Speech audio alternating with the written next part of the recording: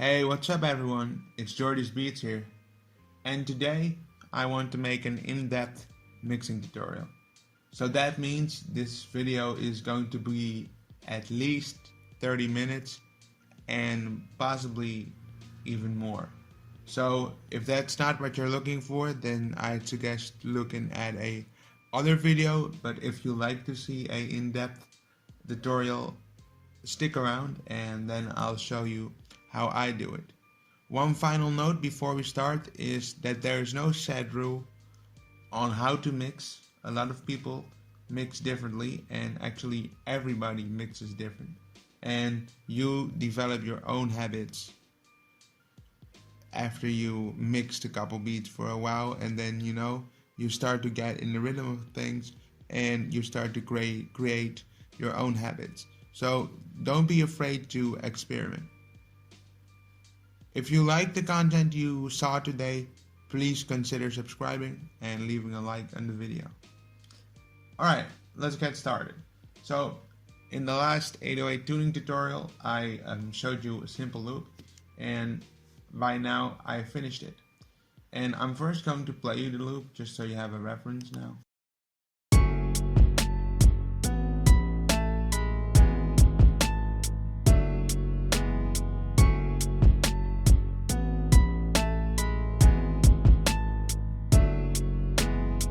So now that I've played you the loop, let's start with the first step, and that is naming everything in the mixer.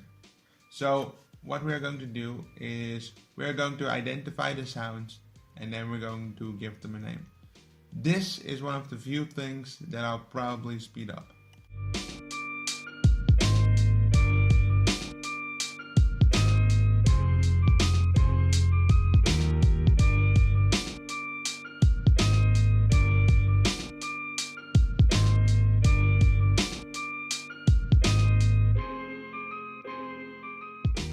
I have named everything, so now we can start with the next step, and this is leveling.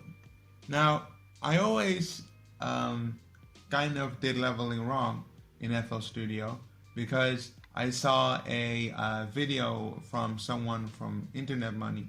Forgive me for not knowing the name, but he said, you can also, there are a lot of people that go into their mixer like this, and then they turn down all the knobs here, but in reality you would be better off just putting them down here, because then if you would put down the fader, then a already too loud signal is what you would be putting down, and you want a clean signal getting into the mixer. So it's a better idea to just use these faders to turn everything down.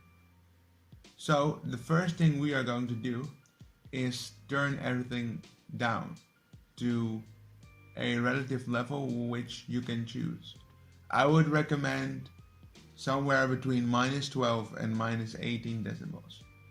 I am going to try to hit -12, -13 decibels.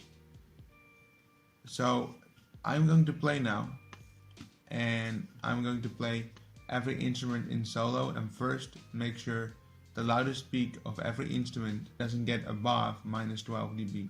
So that's what we're going to do right now.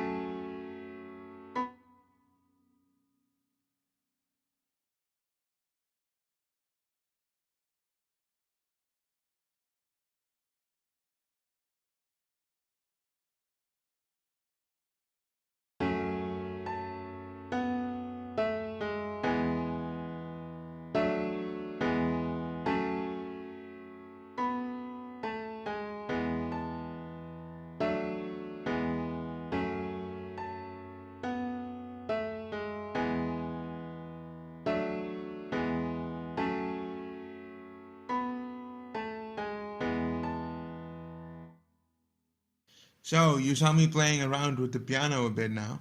Um, I kind of want, I know that I already want the fuller sound. So what I'm going to do now is I'm going to add a compressor and try and get that.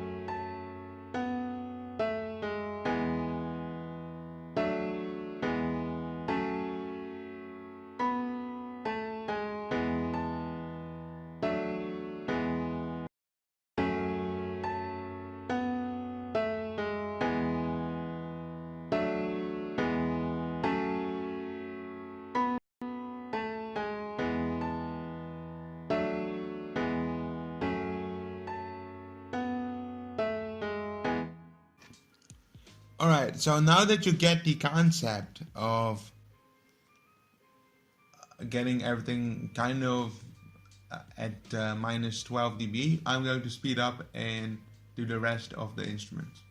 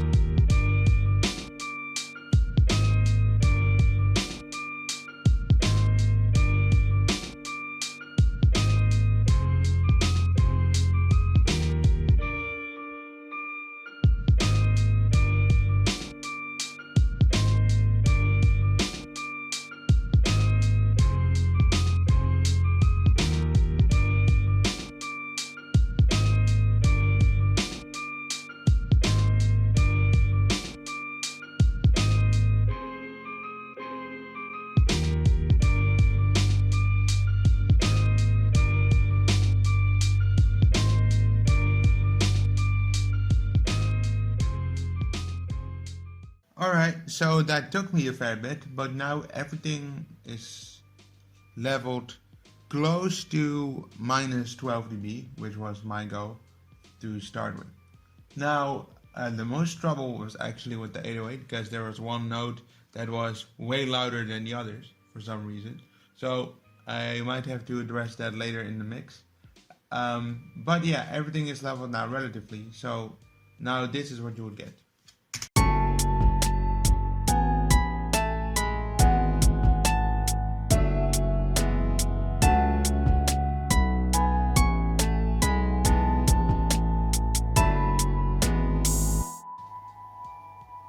Now, as you can see, we are relatively loud right now. We're touching 3 decibels on the master, so that means we only have about 3 decibels of headroom right now. If you're not familiar with the term headroom, it's basically meaning how much room there is to add effects to the master fader later, or basically to the master bus. Let's refer to the master as that. So I personally want the total mix to sound as loud as minus actually like between minus 12 and minus 15 decibels. So that's the same as the relative level to each instrument. I also want the final mix to be in that ballpark, because then I have a lot of headroom. Now there are people that say if you hit like 6 dB, so that would be around here. If you have your mix around here, that's also plenty enough. It basically also means like how much do you want your master plugins to push the thing. If you like that your plugins push the thing a bit, and you like the characteristics that they bring, then you can. So I'm first going to try and hit right here, like between here and here. I want my mix to be. So what you heard previously was that everything was mixed relatively. The third step that we need to take is what element of the mix do we want to be our loudest part? This is a crucial step because this determines the balance of the mix. So do we want the drums to be the main part, or do we want the melodies the main part? And then even if you have made that decision, then you also have to make the decision, what is my main instrument going to be in regards to the melodies, and what is the most dominant, like, is the kick going to be the most dominant, or is the snare going to be the most dominant, or your hi-hat, or maybe your 808? Anyway, that is what you have to decide. And in my case, I always like the kick to be the loudest part in regards to the drums. So now I am going to level everything how I want them without adding effects. And after, we are going to add effects and clean the mix up a bit.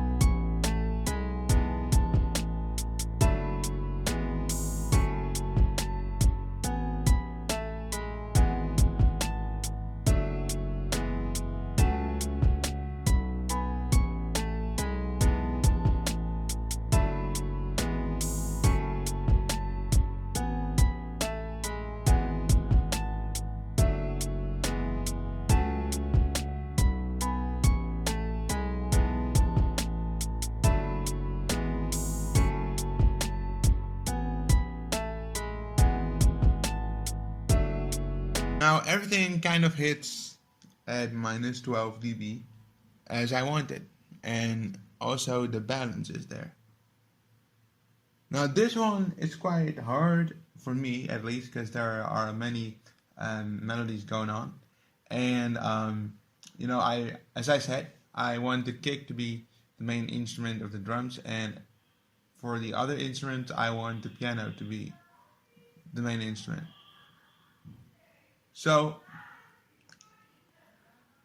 what we're going to do right now is I am going to put some effect on all the channels, and I'll just go to work, and after I'm done I kind of explain what I did.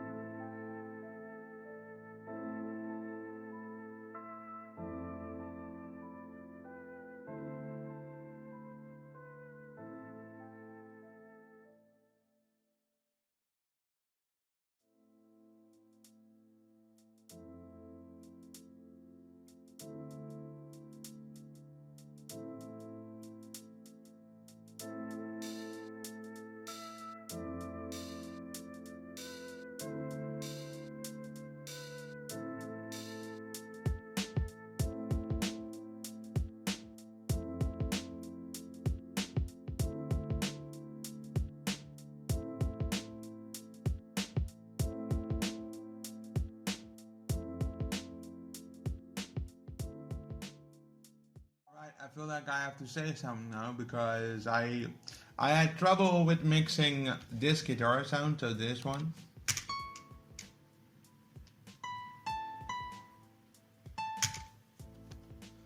together with the piano, because if I put it too loud, I find it too much. It's fighting too much with the piano, so that's why I thought, like, okay, if we have the piano here, then if we can open it up. I thought, okay, I'm keeping I'm keeping some of the low end in, and on the guitar, I remove actually most of the low end and enhance between 1 and 5K for a little bit more presence. Now that worked, although then I find this too quiet, and then when I put it up, it's too loud. So I kind of wanted to put a compressor on it to see if that maybe solved the problem. And it's kind of getting there. It's not totally how I want it. Maybe I can separate it a bit better later.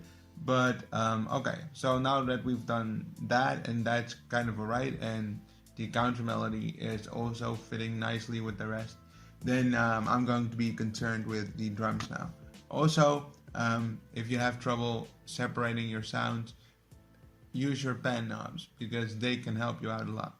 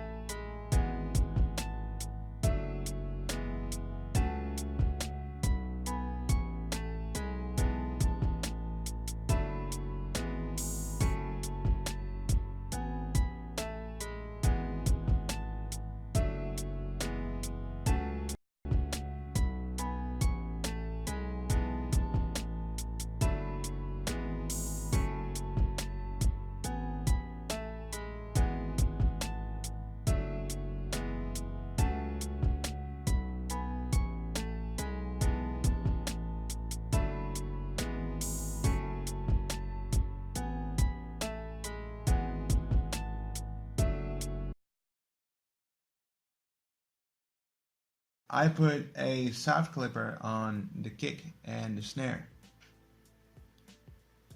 The reason why I did that, it gives a fuller sound to the samples. So instead of like, it will hit like it will hit like much harder. And the same goes for a snare, and you can do that on the hi-hat as well, but I don't do that always, and I didn't choose to do it in this beat. Now let's open one of them. Here you see the soft clipper. Now there's also, for this thing, there's no set rule. The threshold is simply when the clipping will occur. So the more you push this down, the more aggressive it's going to be, and the more you raise this knob, the more aggressive the clipping will be after. But what we usually do is we use this threshold knob to make sure it doesn't go above a certain threshold, hence the name. And then we go and we click on our sample. So in this case we go to the kick here, and we go to the miscellaneous function, and we raise the volume knob. And this thing acts kind of like a preamp, as in like your microphone, for instance. That is what you plug into an interface, and from there it goes into your DAW. Now here, this is like before it goes into the mixer and before it goes into the DAW. So the more you raise this, the more volume it's going to get. Now be careful with this, because I'm gonna oversaturate it now and show you what it will look like or sound like if it's not good. So if I would do this,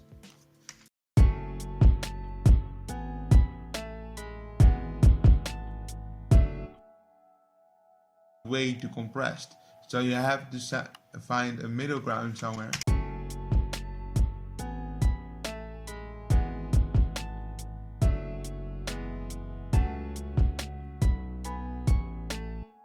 So you have to find a middle ground somewhere to where it sounds good and to where it doesn't sound too aggressive. Now keep an eye on your meter as well, because if you do this, this could raise the decibels of the sound a bit. So make sure you, if it gets too loud, turn this down a bit. And the same goes, of course, if you put it on the snare. So that's why that is there. One other thing I wanted to show you is if we go to the piano, for instance, I have a equalizer, then I have a retro color, and then I have a compressor. The reason why I went for this RC20 plugin is because this is kind of an old school beat minus the 808. So I wanted to add some effects, some wobble, and some distortion. I'm going to play the piano to you and show you what it does.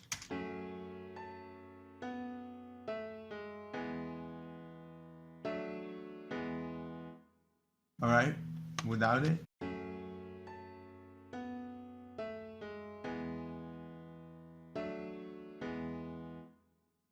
It adds kind of a old style. In this instance, I just edited some of the parameters here through these knobs. And if you're happy with it, but you don't want it so extreme, you can also use this knob here to, you know, blend the effect with the original.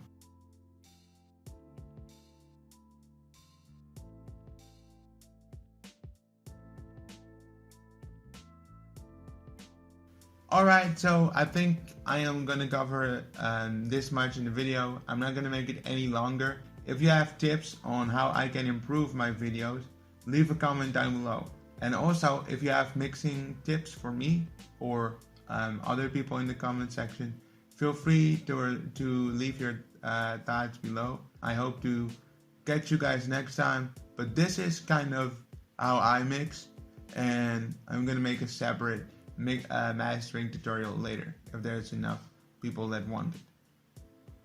This was Jordy's Beats for today, and I'll catch you guys later.